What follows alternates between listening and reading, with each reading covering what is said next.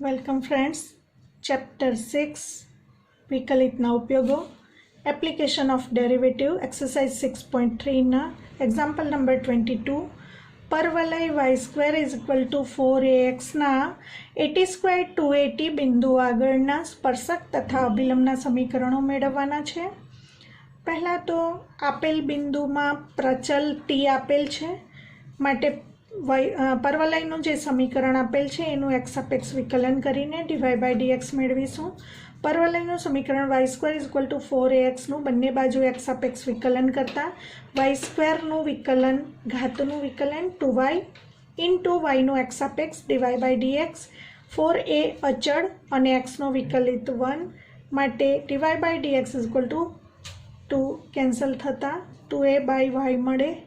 હવે સ્પર્શકનો ઢાળ એટલે dy by dx તે બિંદુ આગળ માટે સ્પર્શકનો ઢાળ બરાબર dy by dx at 80² 280 equal to 2a upon y આમ 280 2 cancel a is not equal to 0 હોવાથી કેન્સલ કરીશું કારણ કે જો a ઇક્વલ ટુ 0 હોય તો y બરાબર 0 મળે तो परवलयનું સમીકરણ ન મળે માટે a is not equal to 0 આપણે અહીં કારણ તરીકે દર્શાવીશું માટે 1/t મળશે સ્પર્શકનો ઢાળ।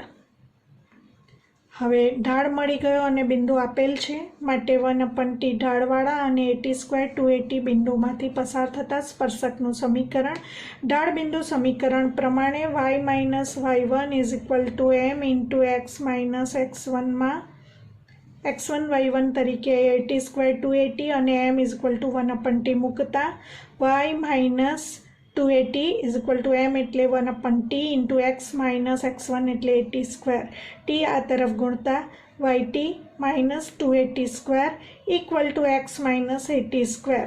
હવે સાદુરૂપ x yt આ તરફ લેતા x માઇનસ yt 280² આ બાજુ લેતા 280² માંથી 80² બાદ કરીશું એટલે પ્લસ 80² ઇઝ ઇક્વલ ટુ 0।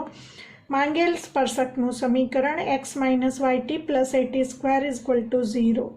હવે જો સ્પર્શકનો ઢાળ 1/t હોય તો 80² 280 બિંદુ આગળના અભિલંબનો ઢાળ મેળવીશું।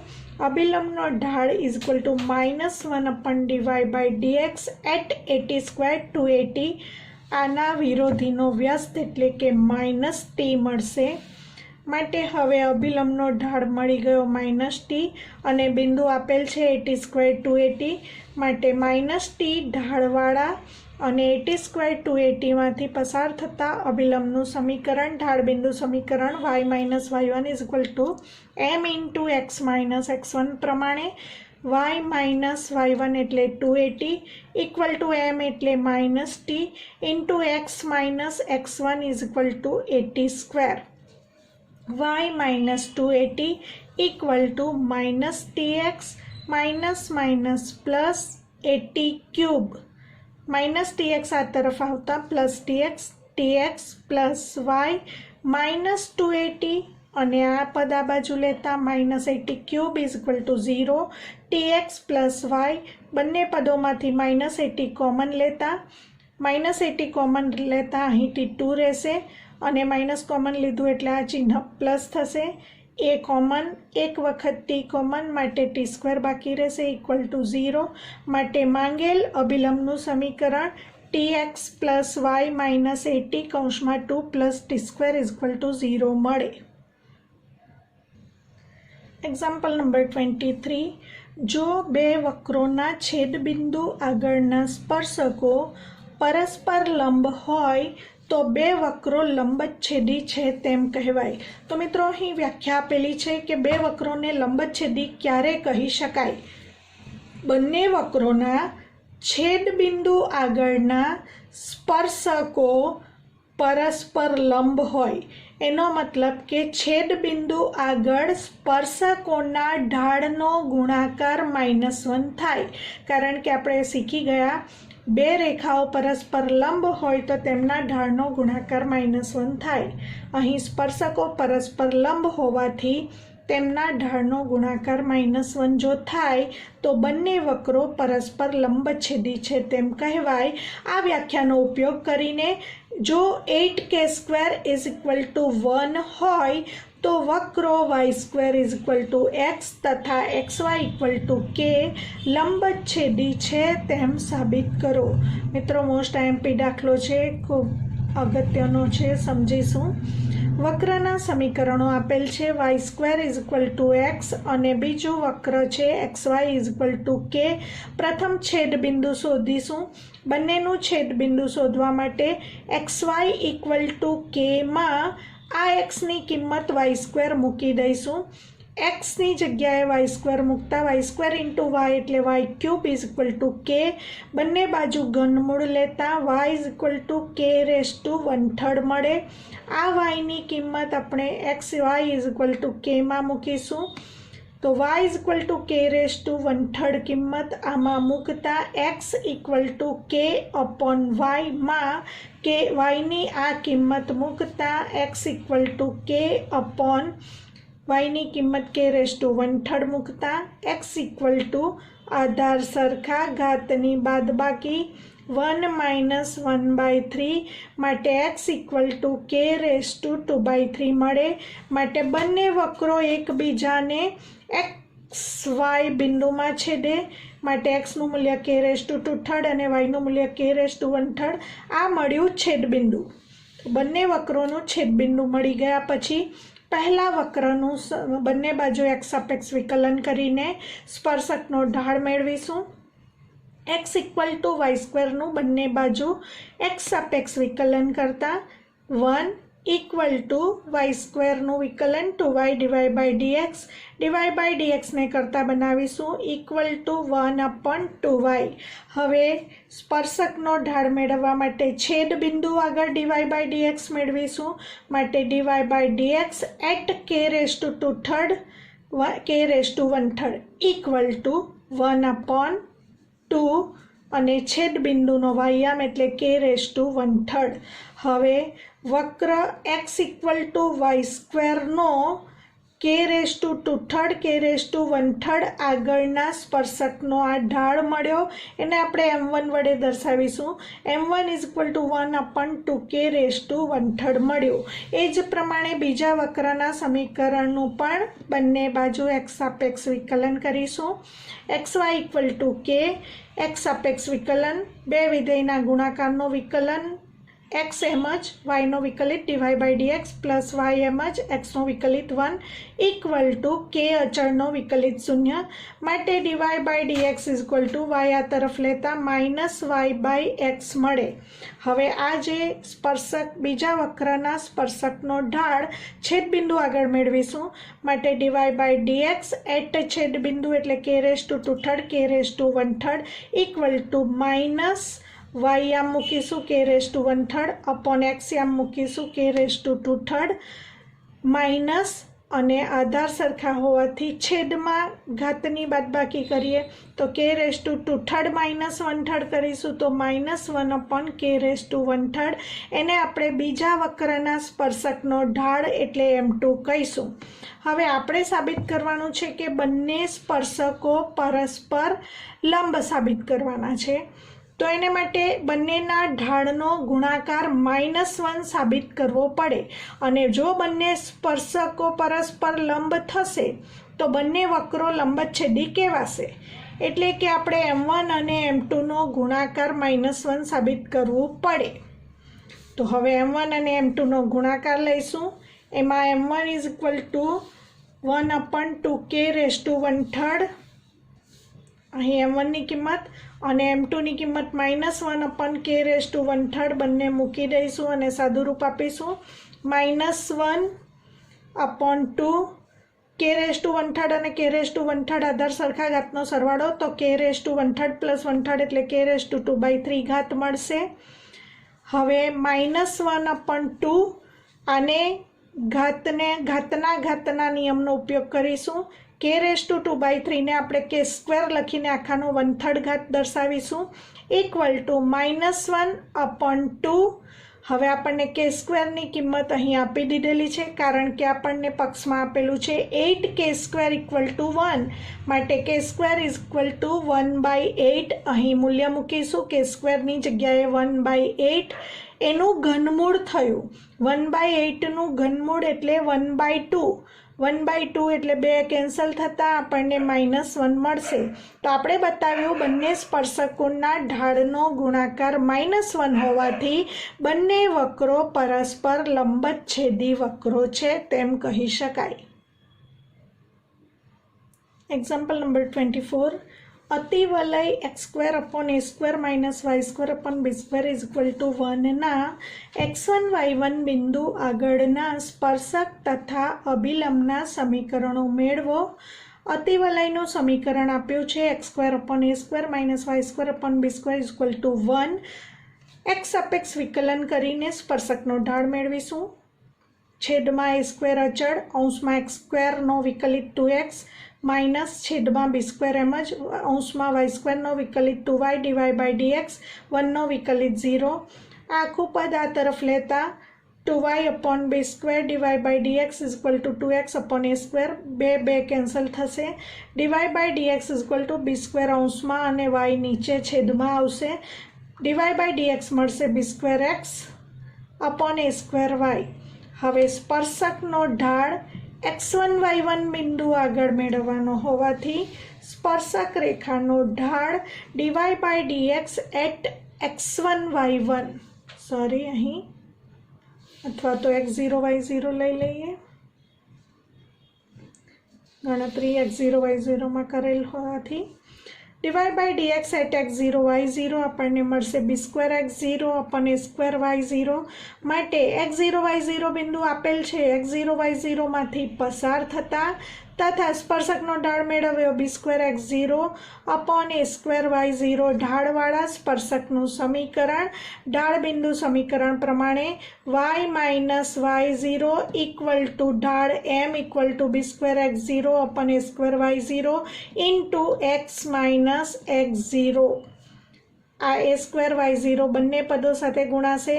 y0 a² minus a²y0² = x x0 b² minus b²x0². હવે b²x0² માઇનસ વાળું પદ આ તરફ આવે તો પ્લસ, એની સાથે આ પદ લખીશું આ પદ લખીશું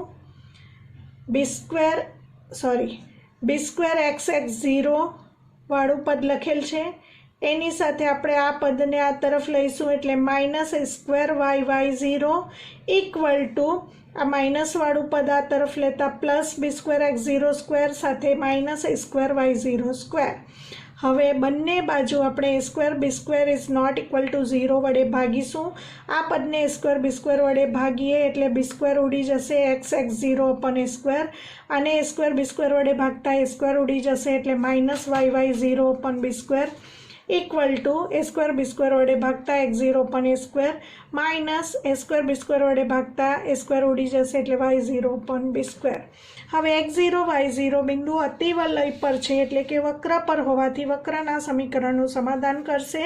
માટે x0² / a² y0² / b² = 1 લખાશે.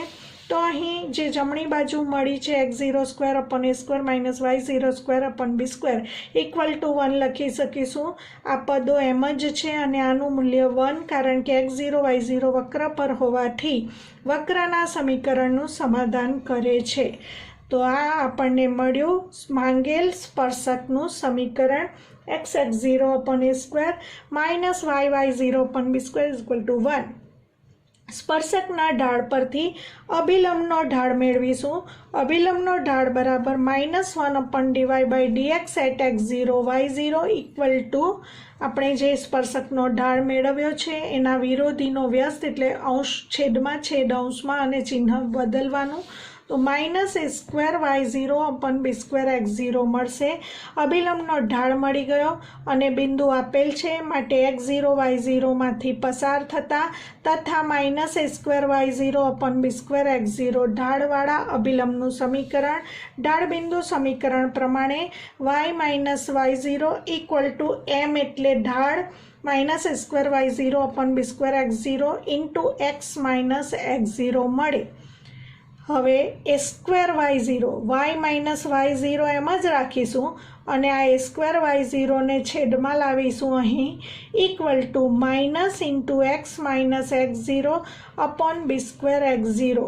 હવે આ જે આખું પદ છે એ આખા પદને આ તરફ લઈ જઈશું એટલે માઇનસનું થશે પ્લસ, માટે x minus x0 upon B square x0 plus y minus y0 upon A square y0 is equal to 0, જે માંગેલ અભિલંબનું સમીકરણ છે.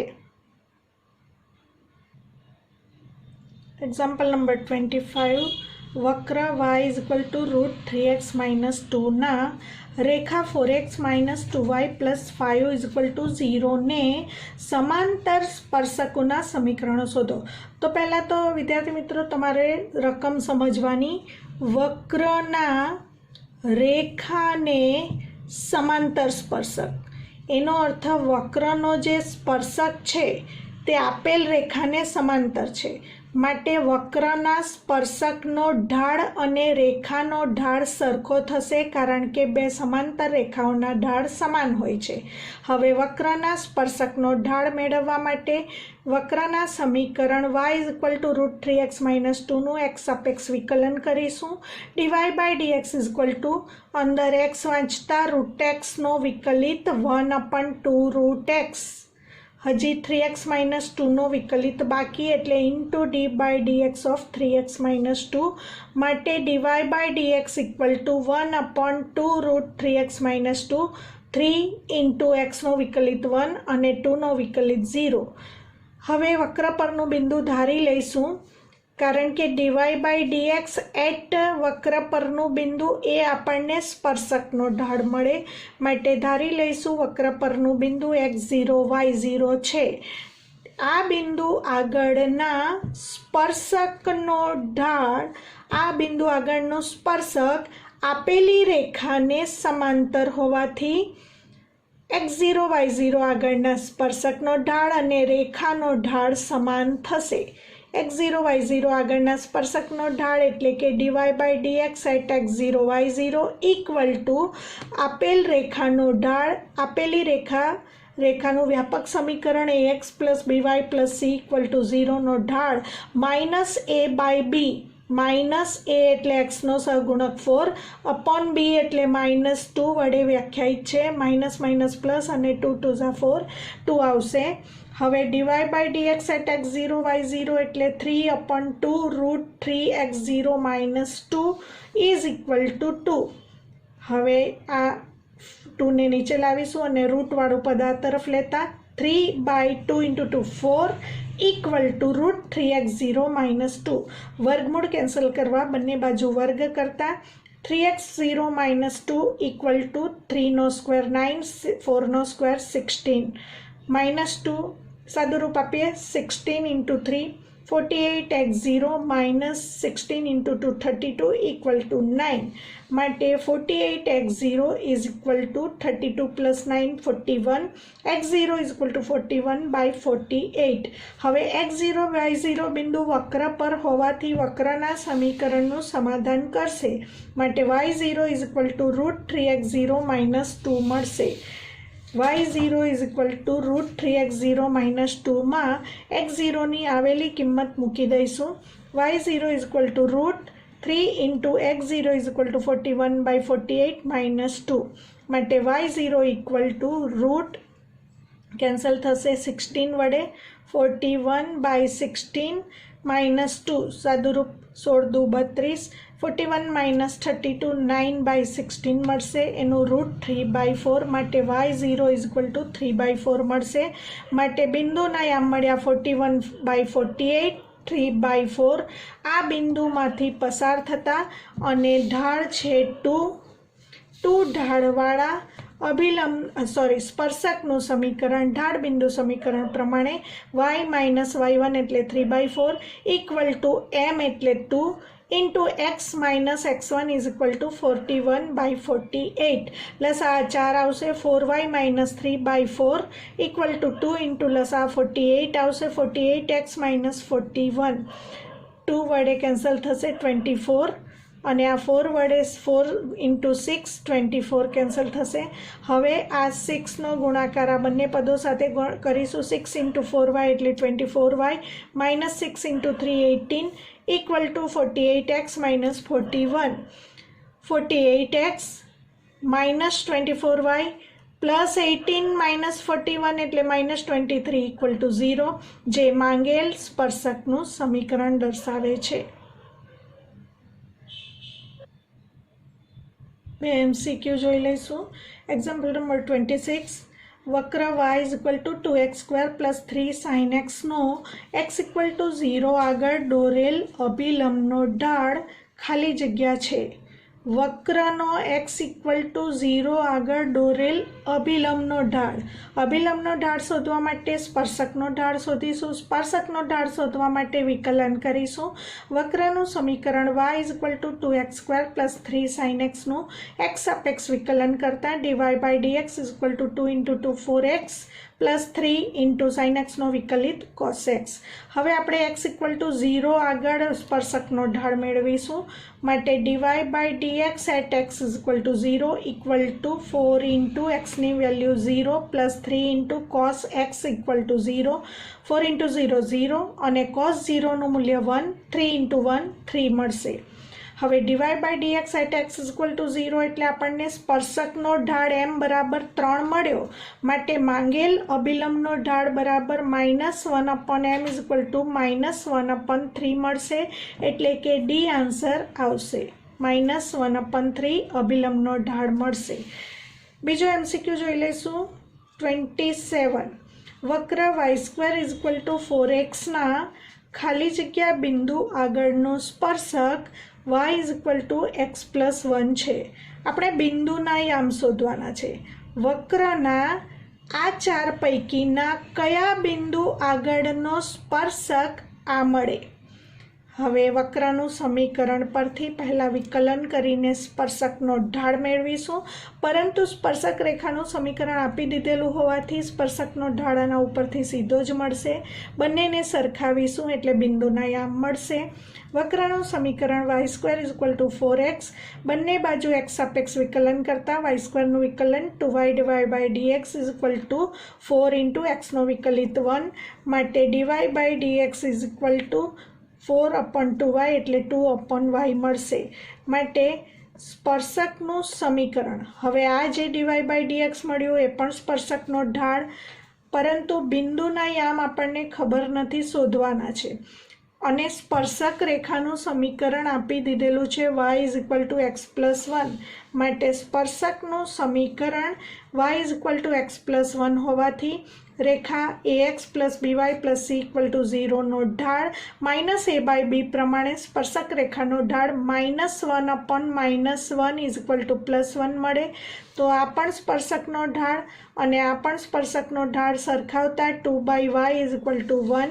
માટે બંને બાજુ વ્યસ્ત લેતા y/2 ઇક્વલ ટુ 1. માટે y ઇઝ ઇક્વલ ટુ 2.